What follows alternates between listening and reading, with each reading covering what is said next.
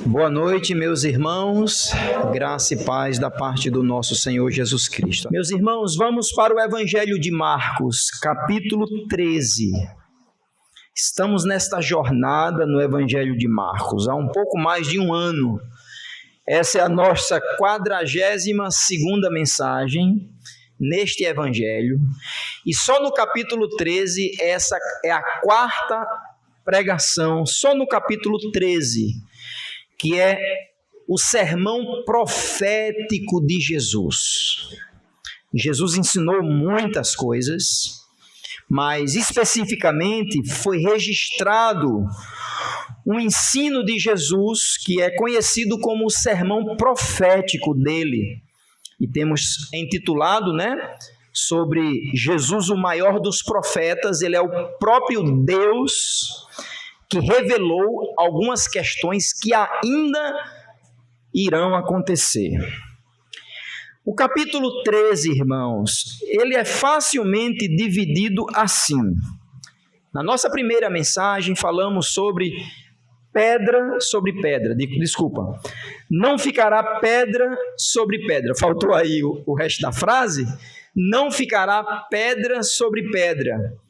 Capítulo 13, versículos 1 e 2, após os discípulos saírem do templo, o contexto é o templo, aquele templo suntuoso, feito, na realidade, restaurado por Herodes, o Grande, e os discípulos dizem: Senhor, vê que grandes construções.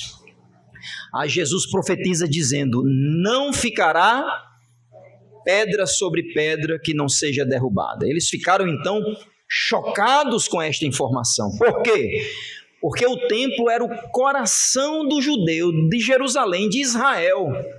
Era ali onde se manifestava a glória de Deus. Eu boto entre aspas porque o povo judeu já estava muito longe do Senhor, e a prova cabal disso foi que eles rejeitaram o próprio Deus encarnado, o Messias. Então Jesus, quando sai do templo, é a sua última vez que Jesus visita o templo, até que digam: bendito aquele que vem em nome do Senhor. Então a gente trabalhou esses dois versículos, eu mostrei no aspecto histórico que isso aconteceu, e as implicações do encerramento da religião judaica para o início da igreja. Então aconteceu no ano 70, e aí a gente desenvolveu todo o nosso estudo nesse sentido. A nossa segunda mensagem, irmãos, foi intitulada O Princípio das Dores. Está aí no versículo 8. Então, do versículo 3 ao versículo 13, Jesus chama esses eventos de princípios das dores. Eu posicionei-me a respeito disso, dizendo que entendo eu que esses eventos estão na primeira metade da tribulação, mas não quer dizer que estes sinais, eles não acontecem hoje. Pelo contrário, eu apliquei dizendo aos irmãos que o palco profético já está montado. Mas dentro do sermão profético de Jesus, eu argumentei de que este momento é o momento para a primeira parte da tribulação, que demanda ali em Apocalipse capítulo 6, até mais ou menos capítulo 12, na aparição do anticristo, que aí sim começa não é que começa, já começou, mas aí se deflagra de forma explícita a grande tribulação.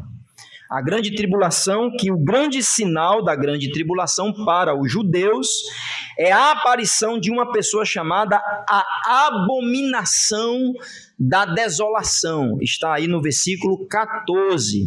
Vocês podem ler comigo o versículo 14 de novo?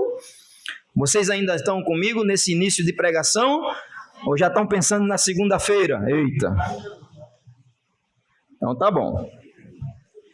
Capítulo 13, versículo 14, que diz: Ora, quando vós virdes a abominação do assolamento, ou a abominação da desolação, que foi predita por Daniel o profeta, estando aonde não deve estar, quem lê entenda, Então os que estiverem na Judéia fujam para os montes.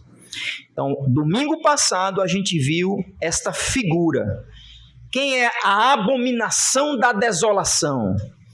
E eu mostrei aos irmãos, pelo menos tentei, acredito que a Bíblia é muito clara em relação a isso, que é o anticristo, esta figura que usamos o livro do profeta Daniel, o próprio Jesus se refere ao profeta Daniel, mas também usamos revelações do apóstolo Paulo em Tessalonicenses e também em Apocalipse, para poder trabalhar a identidade e a operação deste ser maligno, que será a figura central na terra para o engano. Então a gente viu a abominação da desolação, o anticristo. O mal existe, eu disse aos irmãos, e que ele se manifestará em sua plenitude na grande tribulação. A face mais carrancuda do mal será revelada na grande tribulação, conforme Daniel, conforme Paulo, conforme João, ou seja, 1 Tessalonicenses e Apocalipse. Ele fala sobre a fera, a besta. Então ele será revelado o homem da iniquidade, o filho da perdição. Então a gente já viu isso, não podemos voltar. Hoje eu quero continuar sobre a grande tribulação e eu quero chegar até o final dela sobre o tema o dia glorioso da volta de Jesus. Então a grande tribulação termina com o general arregimentando o seu exército para poder então dar cabo ao mal e estabelecer o reino milenar. Então hoje é essa a nossa mensagem, não necessariamente nesses termos, mas conceitualmente assim, e eu quero que você agora me acompanhe à leitura do texto sagrado, com toda a reverência, com toda a atenção. Por favor, só saia se for necessário. Eu acho que você não vai morrer se você não beber água daqui a 50 minutos ainda. Agora, se for outra coisa, aí é outra história, um remédio, enfim. Mas você não precisa sair se você realmente não tiver necessidade. Ok? Acompanhe comigo a leitura da palavra de Deus. Eu vou retomar o versículo 14 e a gente vai, nesse momento, até o versículo 28. Assim diz a palavra de Deus. Vou usar o sem fio.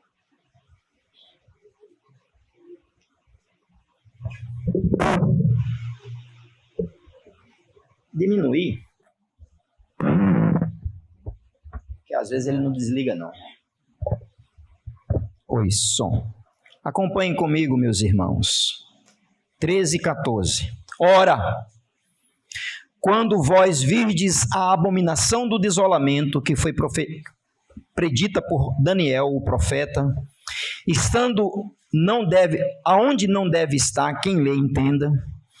Então os que estiverem na Judéia fujam para os montes, e o que estiver sobre o telhado não desça para a casa e nem entre a tomar coisa alguma da sua casa. Verso 16. O que estiver no campo não volte atrás para tomar as suas vestes. Mas ai das grávidas e das que criarem naqueles dias, ou conforme a sua versão, as que amamentam. Versículo 18. Orai, pois, para que a vossa fuga não suceda no inverno, porque naqueles dias, atenção ao verso 19, atenção, porque naqueles dias haverá uma aflição tal, qual nunca houve desde o princípio da criação que Deus criou, até agora, e nem jamais haverá. E se o Senhor não abreviasse aqueles dias, nenhuma alma, nenhuma carne, nenhuma pessoa se salvaria. Mas por causa dos eleitos que escolheu, abreviou aqueles dias. E então, se alguém de vós disser, eis aqui o Cristo, ou ei-lo ali, não acrediteis, porque se levantarão falsos cristos e falsos profetas, e farão sinais e prodígios para enganarem, se for possível, até os escolhidos. Mas vós vede, eis que de antemão vos tenho dito tudo. Ora, naqueles dias, depois daquela aflição, o sol se escurecerá, e a lua não dará a sua luz, as estrelas cairão do céu, e as forças que estão nos céus serão abaladas. E então verão vir o Filho do Homem nas nuvens com grande poder e glória. E ele enviará os seus anjos e ajuntará os seus escolhidos desde os quatro ventos, da extremidade da terra até a extremidade do céu. Aprendei, pois, a parábola da figueira. Quando já o seu ramo se torna tenro e brota folhas, bem sabeis que já está próximo o verão. Assim também vós, quando virdes sucederem estas coisas, sabei que já está perto as portas.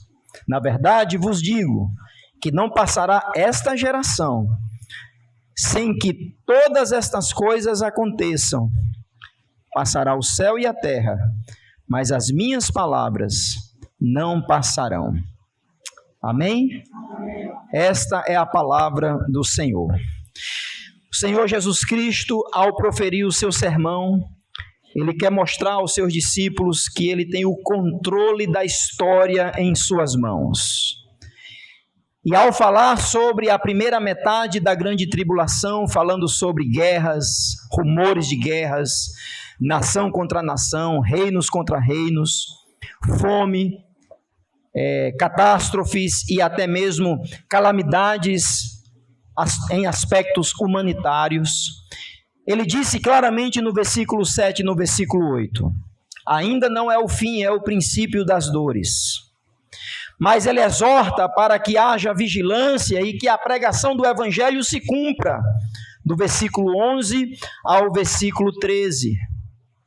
A partir do versículo 14, irmãos, os eventos se tornam mais evidentes, com a aparição do anticristo, pelo qual, versículo 14, categorizamos como a abominação da desolação, que vai blasfemar contra Deus, que vai se apropriar do templo, que vai rogar para si a divindade e vai perseguir os cristãos, melhor dizendo, aqueles que creram em Cristo. E eu vou mudar, na nossa aplicação, eu vou fazer uma diferença de cristãos para a época da igreja e esta época da grande tribulação, que não é a igreja. E nessa ocasião, irmãos, esta palavra profética, ela é muito importante para os judeus. Por quê? Porque, irmãos, os judeus estão, neste momento, rejeitando o Messias. O Senhor Jesus Cristo está dizendo que todos esses eventos são sinais e apontamentos para um desfecho pelo qual a nação de Israel estaria no centro. Por isso que ele faz uso da figueira. Por isso que ele faz uso da vigilância. Mas, pastor, a gente não pode aplicar esse texto a nós hoje? É claro que sim, devemos aplicar. Mas não na perspectiva da aliança abrâmica pela qual Deus estabeleceu e que ele não falhou e que ele ainda há de cumprir, que o descendente de Abraão, que o descendente de Davi haveria de reinar e vai reinar sim, mas só que com a sua rejeição, a rejeição do Messias, a rejeição do Rei dos Reis, ele estabelece a sua igreja, judeus e gentios juntos. Ele sobe aos céus e ele diz, voltarei. E esta volta, segundo a revelação de 1 Coríntios capítulo 15 e 1 Tessalonicenses capítulo 4, esta volta é em duas etapas. Ele voltará para arrebatar a sua igreja, ele vai estabelecer a grande tribulação e finalmente ele voltará como um general capaz para estabelecer o milênio e a eternidade para todo sempre. Então, irmãos, é nessa perspectiva que ele vai dizer aos discípulos sobretudo que eles fiquem vigilantes e apercebidos. Versículo 14, finalzinho do versículo 14, a ideia de fugir. Os judeus precisam fugir. Inclusive, ele dá referenciais geográficos. Ele fala da região da Judéia, que hoje seria Jerusalém, circunvizinhança de Jerusalém, e até a Cisjordânia, que não é nem território judeu hoje em dia, nem é território judeu. A Judéia dessa época pegava hoje a Cisjordânia, que ainda vai ser incorporado para o mapa de Israel, para que se cumpra a profecia. Então ele diz, olha, vocês não podem voltar para casa. Quando vocês virem aquele que não deve estar onde ele está, ou seja, no templo, rogando a divindade para si e blasfemando contra Deus, fujam. E ele vai dizer aqui esse senso de urgência. Não volte para casa para pegar alguma coisa preciosa, seja uma capa, seja o que for. E ele ainda vai dizer mais, aquele que, versículo 16, aquele que estiver no campo, não volte atrás para pegar absolutamente nada, fuja. E por que isso é importante, irmãos? Porque eu disse domingo passado que a abominação da desolação, o anticristo, ele fará uma aliança com Israel. E quando Jesus cita o profeta Daniel, a gente teve que revisitar o profeta Daniel, e o profeta Daniel claramente diz que um príncipe virá e fará uma aliança com o povo de Israel. Eu estou falando de Daniel capítulo 9, versículos 26 a 28. Ele fará uma aliança por um tempo, 2 tempos, e na metade de um tempo ele quebrará este acordo de paz. E ele vai se manifestar como o grande perseguidor dos judeus. Irmãos, isto acontecerá. O anticristo será o único, atenção, o único que trará paz para Israel, na época da tribulação. Mas quando ele se mostrar como o traidor, melhor dizendo, como o homem da iniquidade, a gente viu o que significa isso, o homem fora da lei, literalmente o rebelde, o transgressor, o texto diz, fujam. Jesus usa uma lamentação, versículo, aqui é um termo de lamentação, muito conhecido no Antigo Testamento. Veja comigo no versículo 17, quando ele diz assim, ai das grávidas, ai daquelas que amamentam.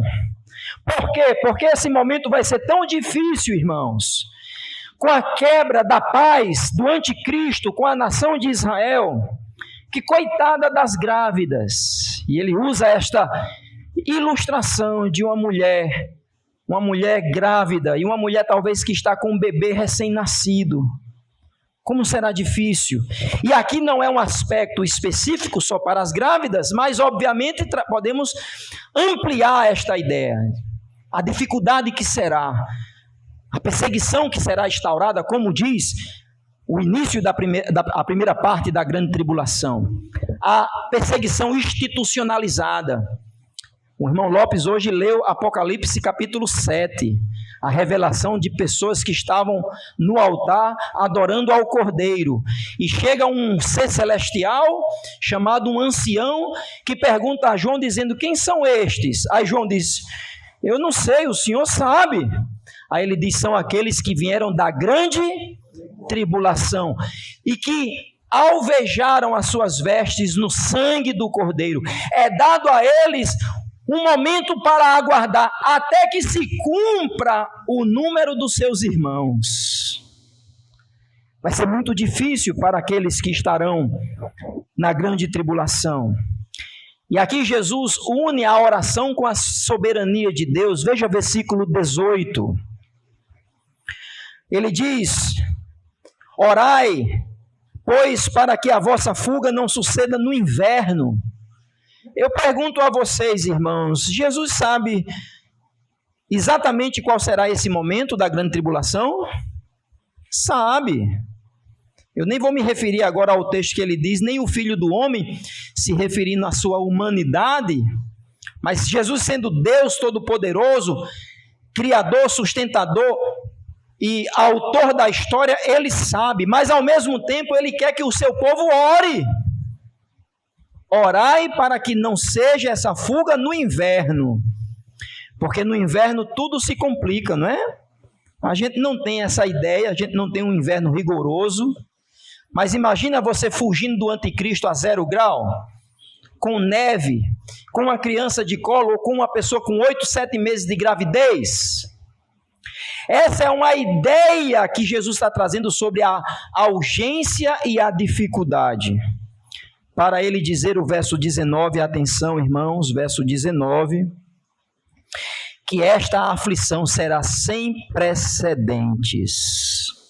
Vou ler mais uma vez o versículo 19, o texto diz, porque naqueles dias, os dias que serão revelado o anticristo, os dias da grande tribulação, conforme o próprio texto diz, porque naqueles dias haverá uma aflição tal, qual nunca houve desde o princípio do mundo, que Deus criou, até agora e nem jamais haverá.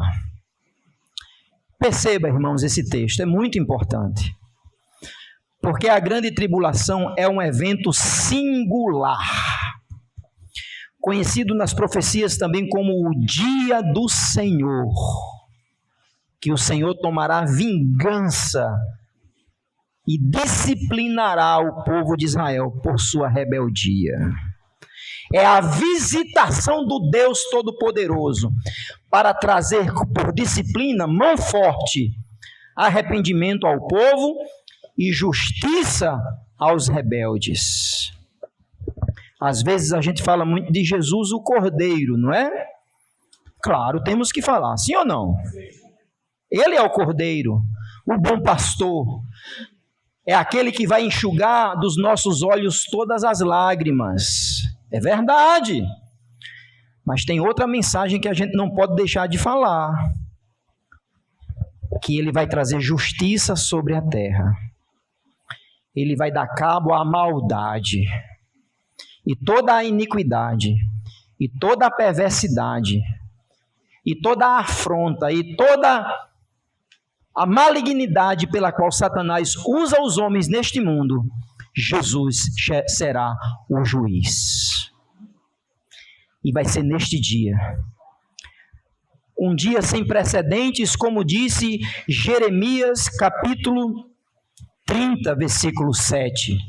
Só escute, a não ser que você tenha bastante habilidade, acredito até que vocês têm, mas depois eu posso passar para você esses versículos. Jeremias 37, no Antigo Testamento já dizia: ah, que grande será aquele dia, não há outro igual, tempo de angústia para Jacó, tempo de sofrimento para Israel, mas no fim, o eleito será salvo. Daniel capítulo 12, versículo 1 diz: neste tempo haverá tempo de angústia, a qual nunca houve desde que houve nação. Eu estou lendo Daniel 12, 1.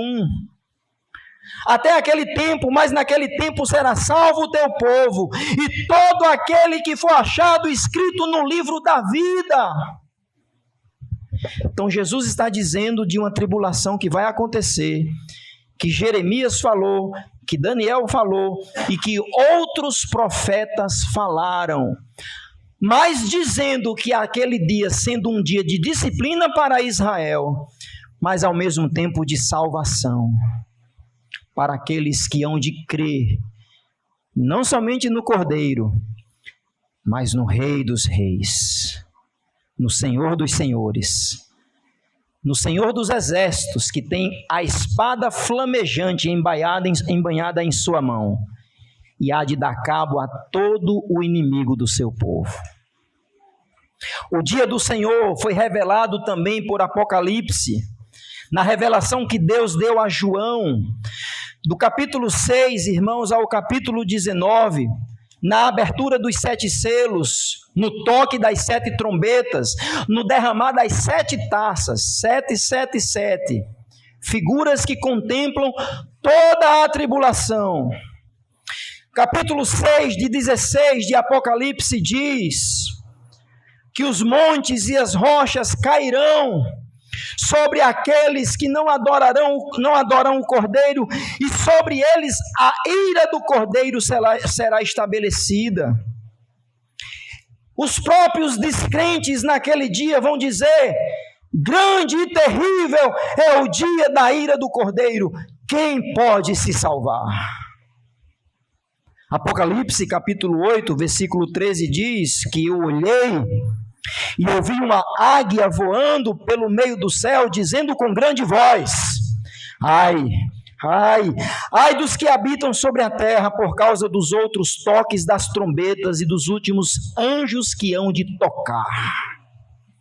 Porque na grande tribulação há uma crescente demanda de flagelos, para que o povo entenda quem é Deus. Apocalipse capítulo 14, verso 6, o texto diz: e vi outro anjo voar pelo meio do céu, que tinha o evangelho eterno em suas mãos, para proclamar aos que estão sobre a terra, para todas as nações, tribo, língua e povo. Apocalipse 14, 7, dizendo com grande voz: temei a Deus e dá-lhe glória, porque é vindo a hora do seu juízo. Adorai aquele que fez o céu, a terra e o mar, e todas as fontes de água que existem. Vocês percebem, irmãos, que o mesmo Cordeiro que deu vestes brancas aos mártires da tribulação é o mesmo que vem julgar todos os povos, e que ai daqueles que não se entregarem a ele. E aí, irmãos, Marcos capítulo 13 continua a dizer algo muito interessante sobre a tribulação. Além de ser sem precedentes o dia do Senhor, algo terrível, algo inigualável. Versículo 19, o texto é muito claro. Veja comigo o versículo 20, porque aqui tem uma questão muito importante. A Bíblia diz que se o Senhor não abreviasse aqueles dias, nenhuma carne, nenhuma pessoa, nenhuma alma seria salva. Mas por causa dos eleitos, dos escolhidos, que escolheu, abreviou aqueles dias. E aqui dentro da profecia há algo muito particular, que é o aspecto do tempo. Atenção, irmãos. Existem muitas profecias na Bíblia, muitas delas já se cumpriram, mas nenhuma profecia, isso aqui é muito, nossa, como isso é importante que eu vou dizer para vocês, mas nenhuma profecia é tão precisa no que se refere ao aspecto cronológico das suas manifestações. Nós não sabemos o dia que Jesus vai voltar, mas a Bíblia diz que quando acontecer o próximo evento profético, que é o arrebatamento da igreja, então o programa profético de Deus se estabelecerá por tempo determinado, que o próprio profeta Daniel chamou da sua 70ª semana, uma semana de lê-se 7 anos. Pastor, como assim? Muito simples. Semana para o judeu não é só 7 dias, mas é 7 anos também. Eu mostro para você vários textos do Antigo Testamento. E na profecia de Daniel, aquelas 7 semanas, aquela semana, são 7 anos, pela qual 3 anos e meio se dará a aliança do anticristo e 3 anos e meio a manifestação do mal e o desfecho da tribulação. E Jesus diz: vou abreviar esses dias. Aí, em português significa literalmente, vou dar um tempo exato, eu vou colocar cronometrado o tempo. E aí, irmãos, a gente vê a revelação de Deus em Apocalipse. Por favor, escute, se possível for. Apocalipse 6:11. Foram dadas a cada um vestes brancas e compridas, e foi-lhe dito, eu disse Apocalipse 7, que Lopes leu, mas foi 6, não foi Lopes? Mas tudo bem, aqui eu estou lendo Apocalipse 6. Essa revelação aparece 2 vezes, dos mártires da tribulação. E aqui é um desses textos que diz, Apocalipse 6, 11. Mais uma vez, atenção. Foram dadas a cada um compridas vestes brancas, e foi-lhe dito que repousasse ainda um pouco de tempo, até que também se completasse o número dos seus conservos irmãos, que haveria de ser mortos como eles foram. O que significa um pouco de tempo? É relativo, concorda? Concorda comigo? É. Principalmente quem está falando que é o rei, é o dono do tempo. Aí aqui fica meio dúbio, um pouco de tempo. Mas siga comigo ouvindo Apocalipse. Apocalipse 9:5. Foi-lhe permitido que não matassem os homens, aqui é um dos flagelos das trombetas, mas que por 5 meses os atormentasse. E o seu tormento era semelhante a um tormento de escorpião quando fere o homem. Flagelos de úlceras, como que picadas de escorpião. E este flagelo teria um tempo, a Bíblia diz 5 meses. Pastor, por que tão preciso o tempo? Vai vendo, vai ouvindo, Apocalipse 9:10. Esses escorpiões tinham aguilhões em suas caudas, danificavam os homens por 5 meses, 9:15. E foram soltos 4 anjos que estavam preparados para a hora, o dia, o mês, o ano, a fim de matarem a terça parte dos homens. Então, lá em Apocalipse 9:15, tem um anjo que foi escolhido para o dia, o mês e o ano para este flagelo. Ah, não, pastor, tudo é simbólico.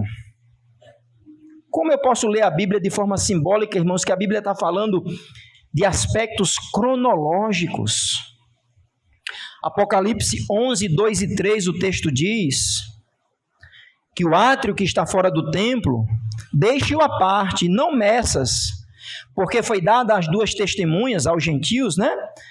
Que eles pisarão a cidade santa por 42 meses. Quanto é 42 meses? Não. 1 ano, 12. 2 anos, 24. 3 anos, 36. E metade de 1 ano, 6 meses. 36 mais 6. Bate? Eu vou repetir, irmãos. Respire aí, porque isso é profecia. Foi dado aos gentios que pisassem a terra santa por 42 meses. Eu não estou inventando, está na santa sagrada palavra de Deus. Para por aí? Não. Apocalipse 12, versículos 6 a 14, a mulher que aparece é um símbolo de Israel, que diz que a mulher fugiu para o deserto, onde já tinha um lugar preparado por Deus para que lá ela fugisse. Lembra da fuga?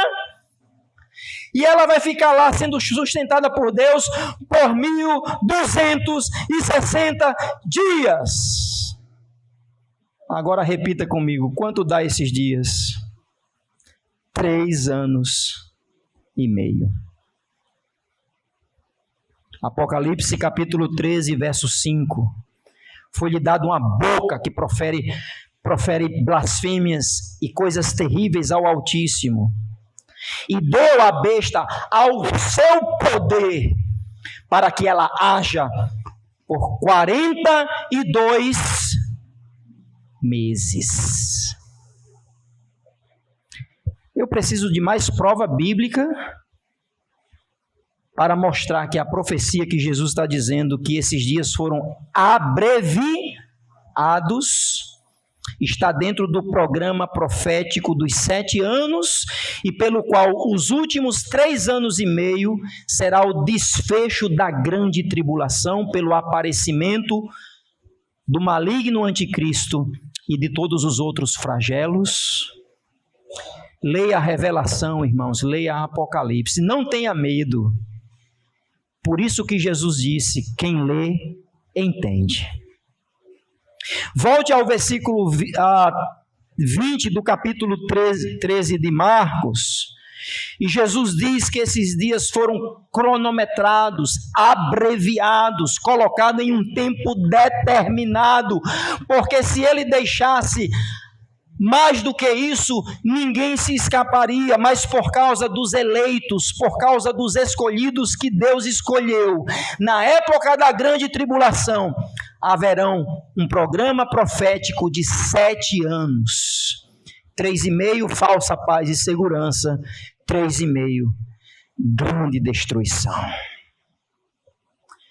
Irmãos meus, para mim esse texto é muito claro. Sendo que o dia do Senhor virá para julgar as nações e para trazer arrependimento ao povo de Israel, como disse os profetas, Jacó tu sofrerás, mas no fim o remanescente fiel será salvo. Como disse Paulo em Romanos capítulo 11, até que a plenitude dos gentios entrem, então todo Israel será salvo, no sentido do final da tribulação, sendo eles os eleitos do Senhor. E aqui, irmãos, claramente se encaixa no aspecto profético de Jesus, sendo o desfecho da grande tribulação para os escolhidos, salvação em dor, para os rebeldes, julgamento. Mais uma vez Jesus vai mostrar a marca que vai do início ao fim da grande tribulação, que é a marca do engano. Veja versículo 21 e 22. Versículo 21 e 22. Então, se alguém vos disser, eis aqui o Cristo, ou ele aí, não acrediteis, porque se levantarão falsos cristos e falsos mestres, ou falsos profetas, e farão sinais e prodígios, para enganarem, se possível, até quem? Os escolhidos. Mas não é possível, mas se possível até os escolhidos. Os sinais serão tão poderosos, irmãos, que até se fosse possível, os escolhidos seriam enganados, mas não terão a marca, como diz Apocalipse, não terão a marca do anticristo. E aí ele termina o versículo 23, dizendo, mas vede, eis que antemão vos tenho dito tudo. Ou seja, para Jesus, o judeu, quando ouvisse isso aqui, e alinhasse esse discurso profético de Jesus com as profecias, ele vai saber, haverá um tempo aonde Deus vai revisitar Israel e vai trazer julgamento sobre as nações e disciplina sobre o seu povo. Com o aparecimento do anticristo e com a aparição do engano, que é marca registrada, sobretudo para a grande tribulação. Pastor, mas hoje em dia não tem engano não? Tem, irmãos, é claro que tem. A gente vive nos últimos dias que é marcado pelo engano. Há uma diferença do dia do Senhor e os últimos dias. Os últimos dias foram inaugurados com a ascensão de Jesus. Estamos vivendo os últimos dias até a volta dele. E os últimos dias também é marcado pelo engano. Porém, atenção, não haverá engano maior do que na época da grande tribulação. Por quê? Aí eu peço que você, se possível, leia Apocalipse 13, que fala da ascensão do anticristo, mas também fala da ascensão do falso profeta, que fará sinais, prodígios de mentira, pelo poder de Satanás, e ele enganará todas as nações para seguir a besta, seguir o anticristo. É o que Jesus está dizendo. Pastor, quem é esse anticristo? Quem é esse falso profeta? Sinceramente, eu nem me interesso. Porque a operação do erro já existe, sim ou não? A gente viu, a Bíblia diz, O próprio apóstolo João diz que a operação do erro já opera entre nós. Isso foi Paulo, e João disse que há muitos anticristos até o surgimento do anticristo. A operação do erro já se faz presente. Satanás não sabe quando Jesus voltará, quando arrebatará a sua igreja, porque é o que detém a manifestação do homem da iniquidade. Ele não sabe, então por isso que ele precisa ter alguém sempre em prontidão. E cada vez mais o erro se prolifera. E ainda mais, com sinais e milagres. Não se engane, viu? Pastor, não é só Deus que faz milagre? Eu não sei nem explicar isso. Me perdoe a limitação deste pregador. Mas Deus permitiu que o mal também se manifeste por meio de falsificação de milagres e prodígios. E quando acontecer através do poder de Satanás, aí é que será evidente, porque Paulo vai dizer que o anticristo fará grandes sinais e maravilhas. Abrindo aqui um rápido parêntese, hoje em dia as pessoas buscam mais o milagre do que aquele que faz o milagre. Não estou dizendo que a gente não pode pedir um milagre a Deus, irmãos. A Jesus, Ele opera grandes coisas e maravilhas, e Ele opera e pode operar em nosso meio, amém? Temos visto isso, mas se você veio buscar em alguma igreja, ou até aqui, o milagre de vez do Deus que faz o milagre, você está no canto errado, porque nós adoramos ao Deus que faz milagre. Então, e não um milagreiro que faz os gostos daquele que o pede. Esse é o sinal, sobretudo, que aparece no início ao fim da grande tribulação. O engano, o falso Cristo e falsos profetas. O texto entra no capítulo, no versículo 24, e aqui, irmãos, eu deveria seguir o texto, porque aqui agora fala sobre o aparecimento do Filho do Homem nas nuvens. Mas a gente tem tanta coisa para ver aqui, irmãos. A gente tem o profeta Joel, a gente tem o profeta Zacarias, para comparar com esse texto. A gente tem o profeta Isaías. E eu não queria ser apressado. Então, domingo que vem, a gente vai ver do versículo 24 ao versículo 31, a vinda do Filho do Homem.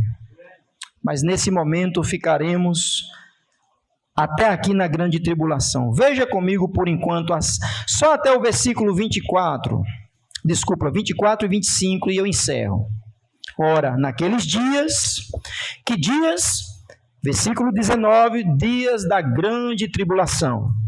Naqueles dias, depois daquela aflição, o sol se escurecerão e a lua não dará a luz. As estrelas cairão do seu firmamento, do céu. As forças que estão nos céus serão abaladas. Então, ao desfecho da grande tribulação, haverão sinais nos céus. E aqui, sinais feitos por Deus.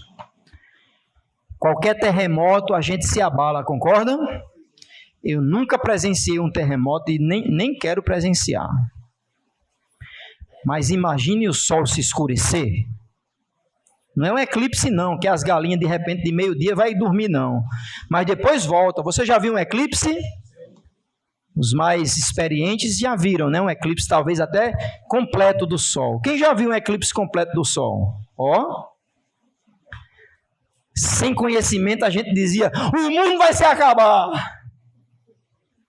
Mas aqui de fato o sol se escurecerá. Mostrando, irmãos, que o mundo se tornou tenebroso. As estrelas dos céus cairão, a lua não dará mais a sua luminosidade. Por que isso? Porque até coisas que são para além da capacidade humana, Deus vai tocar dizendo, vocês adoram até o sol? Olha aqui o que eu faço com o sol. Irmãos, leiam 2 de Pedro capítulo 3, que diz exatamente o que Jesus já disse no seu sermão profético, e ainda diz mais, 2 de Pedro 3, que o povo está dizendo lá assim, ó, todo mundo fica dizendo que Jesus vai voltar,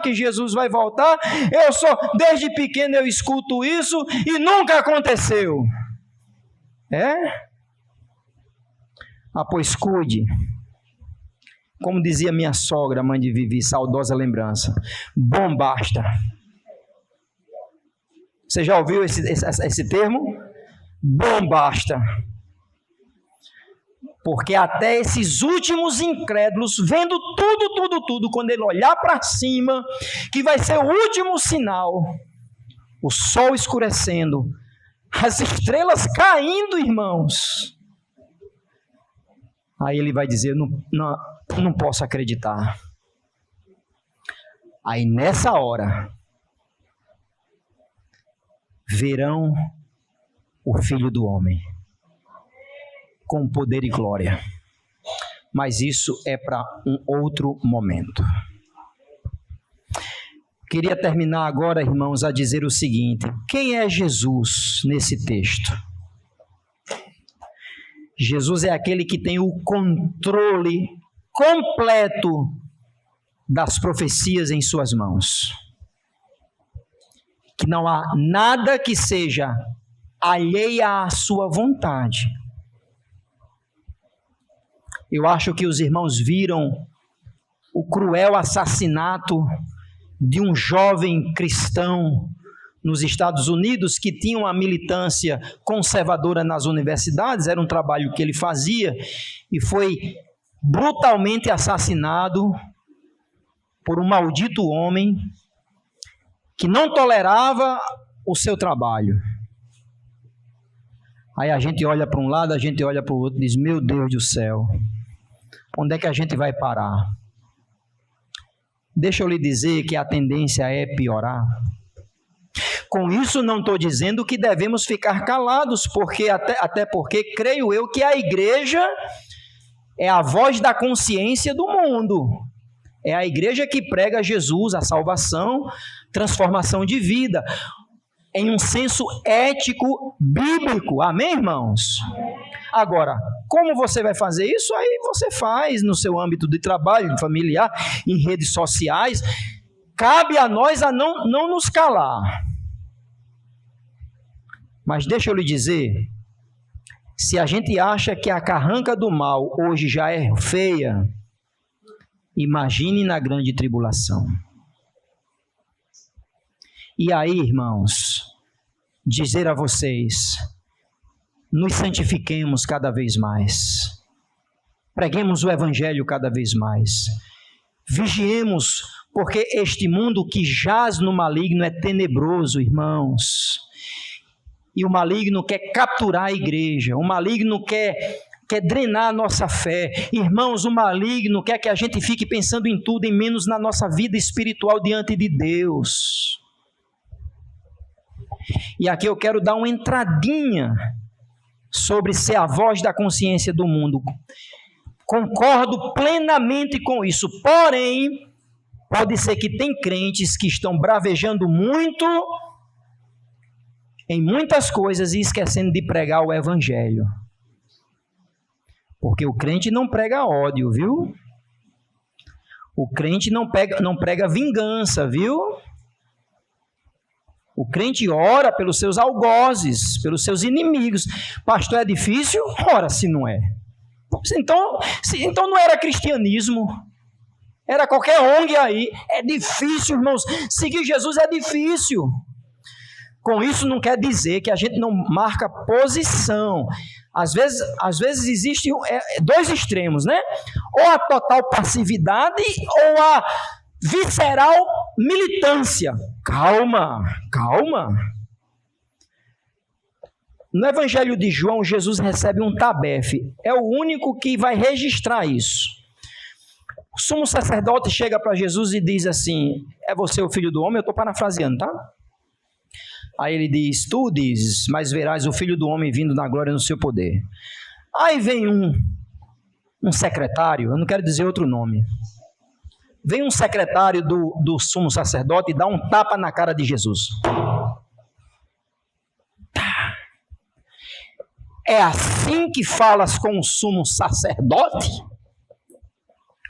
Aí Jesus diz: por que me bateste? Olha a resposta de Jesus. Por que me bateste? Se eu testifico da verdade, você não tinha motivos para me bater. Jesus cruzou os braços? Não, ele não foi passivo. Mas Jesus também não disse: Deus, derrama agora um raio na cabeça desse aqui.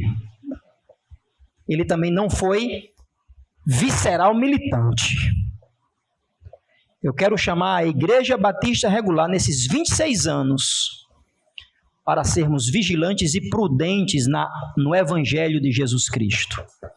Nem mais e nem menos, conforme o Evangelho de Jesus.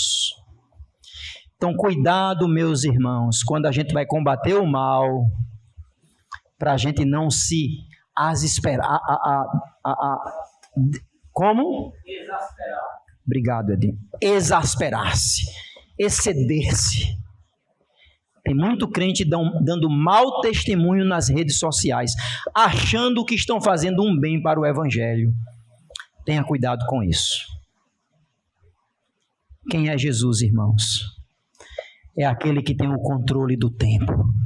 5 meses, 3 anos e meio, alguns dias, ainda importa um pouco de tempo. Espera aí, os teus irmãos estão chegando.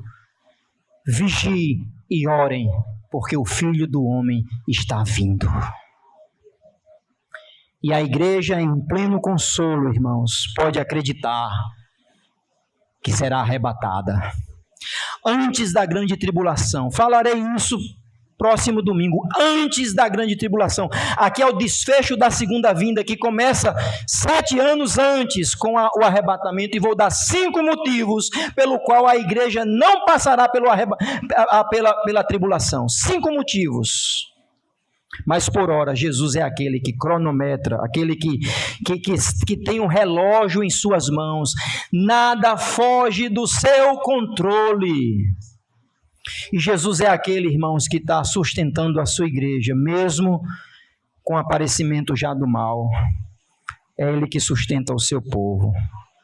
Eu quero encerrar dizendo o seguinte: é muito bom, é maravilhoso orar, cantar, adorar ao Cordeiro de Deus, amém? Mas hoje eu quero que você tenha esta visão na sua mente. Este Cordeiro é o general, é o Senhor dos exércitos, é aquele que tem os olhos como que chamas de fogo, aquele que tem a palavra como uma espada de 2 gumes que penetra. Hoje eu quero que você adore o Rei dos Reis assentado no trono da sua glória. Às vezes a gente esquece e pensa só no Cordeiro. Está na Bíblia, o Cordeiro, a gente ama essa figura que morreu e ressuscitou. Mas Jesus também é o leão da tribo de Judá, irmãos. E voltará, e arregimentará o seu exército. Nele teremos a vitória. Em Jesus, o mal definitivamente será extirpado para a luz raiar por toda a eternidade. Se você tem Jesus, hoje o adore, sendo o Rei dos Reis e o Senhor dos Senhores. Agora, se você não tem Jesus, quero lhe dizer, se seu nome ainda não está escrito no livro da vida, se você não tem certeza que as suas vestes vão ser alvejadas pelo sangue do Cordeiro, se você tem dúvidas da sua salvação, corra hoje para o leão, que também é um cordeiro, que está de braços abertos, que lhe dá a salvação a todo aquele que crê no seu nome. Creia em Jesus antes que você se depare com o juiz dos juízes, que saberá todas as suas iniquidades, que passará diante dele todas as suas obras malignas, os pensamentos que talvez você nunca imaginou que alguém soubesse, ele sabe. E se você se deparar diante desses juízes, sem Jesus, sem o sangue de Jesus, você estará condenado para todo sempre. Apocalipse 21 diz que todos aqueles que não foram inscritos no livro da vida, para todo sempre, perecerão no lago de fogo e enxofre, aonde lá está Satanás, o anticristo e o falso profeta. Leia Apocalipse 21. E eu não quero que hoje você saia daqui com essa dúvida, que você vai se deparar diante do juiz, do general, do leão da tribo de Davi. Eu quero que hoje à noite você se encontre com o Cordeiro, que tira o pecado de todo aquele que clama por ele, por misericórdia e graça. Vamos orar. Obrigado, Senhor, por tua palavra, esta tão sublime, tão poderosa, tão alta palavra, pela qual eu não posso nem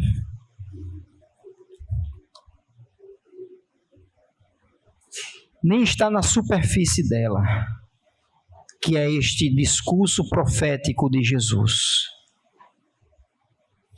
E que hoje vimos ele falando da grande tribulação, da fuga dos judeus, do sinal do mal, dos falsos profetas e do anticristo. Inclusive até os elementos celestiais sendo abalados, sol, lua e estrelas. Não há dia semelhante a este, que é o dia do Senhor.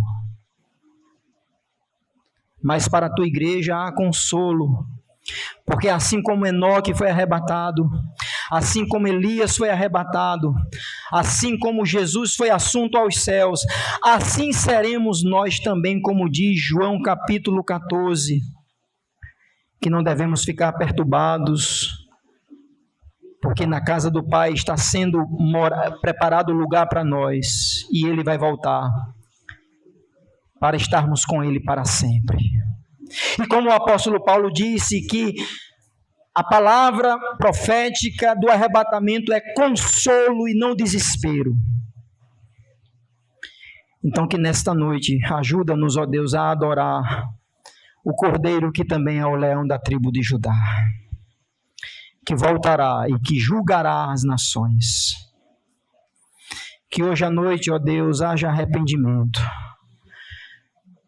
Que pessoas que estão aqui que não têm certeza que pertencem a Jesus, ao Cordeiro, que é o leão da tribo de Judá, que é o general, que é o comandante, o Senhor dos exércitos, que nesta noite haja quebrantamento, arrependimento de pecados, e voltar-se à cruz e ao poder da ressurreição, para que tenham perdão, salvação e certeza de que os seus nomes serão arrolados no livro da vida. Não deixa, Senhor Deus, pelo poder do teu Santo Espírito, ninguém sair daqui sem essa convicção, que está esperando Jesus a arrebatar a igreja e não Jesus o juiz a condenar as nações, para que hoje haja salvação. E para os meus irmãos que já têm certeza de fé, certeza que essas profecias são para todos nós, que hoje à noite venhamos a nos alentar, a nos encorajar uns aos outros, a nos estimular a pregação do Evangelho e as boas obras, mesmo com o aparente avanço do mal, mesmo com a aparente vitória do mal, que a tua igreja seja luz neste mundo. A tua igreja seja eticamente correta conforme a tua palavra, que as palavras da tua igreja sejam como sal que temperam, e que o nosso viver seja a manifestação da consciência para os incrédulos. Ó Jesus, volta, nos leva para ti. Mas enquanto o Senhor não volta, que possamos ser firmes e inabaláveis, sabendo que não é vão o trabalho do Senhor. Que o Senhor nos ajude e o Senhor tenha misericórdia de nós. Salva almas nesta noite, edifica o teu povo, consola o teu povo e faz o teu povo avançar. Em nome de Jesus. Amém e amém.